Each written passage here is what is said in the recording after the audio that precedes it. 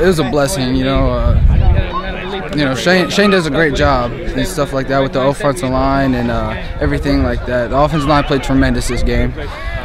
It was just a blessing, and I'm so grateful that I had the opportunity. We got the news a couple months ago about Shane being out for this game, so I mean, it was just a one-game suspension, so this is the game.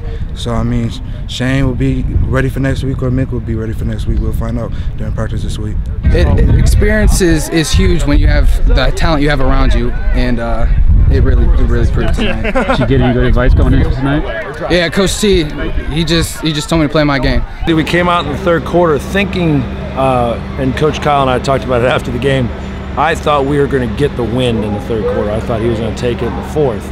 And so we had a completely different game plan for that first series until he flipped, and he wanted to put us in a hole and make us go against the win in the third quarter to get field position so we could score quick in the third. He told me that after the game.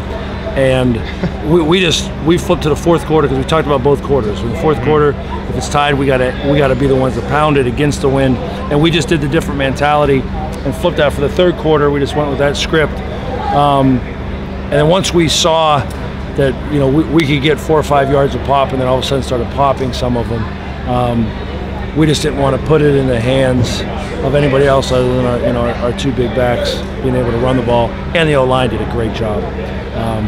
Quan Easterling and Caden-Clark both did an unbelievable job.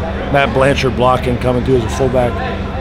Those guys just did an unbelievable job with 9 guys in the box, sometimes 10. St. Ignatius' defensive line is very strong, and they're going to give O-lines trouble all year, and so is Eichenberg and all the other players on their defense. But it was really just us just coming together and just playing hard. I wasn't happy in the first half, to be honest with you. I was very happy in the second half. I knew we can do that.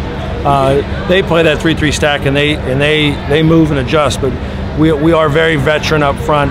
Where last year they were blocking with their eyes, and those guys were moving, and we stopped moving our feet. Where this year, they had 15 games under their belt, the majority of them last year, and Winton Woods and Avon and those guys run the same style of defense and move a lot, so they saw a bunch of it.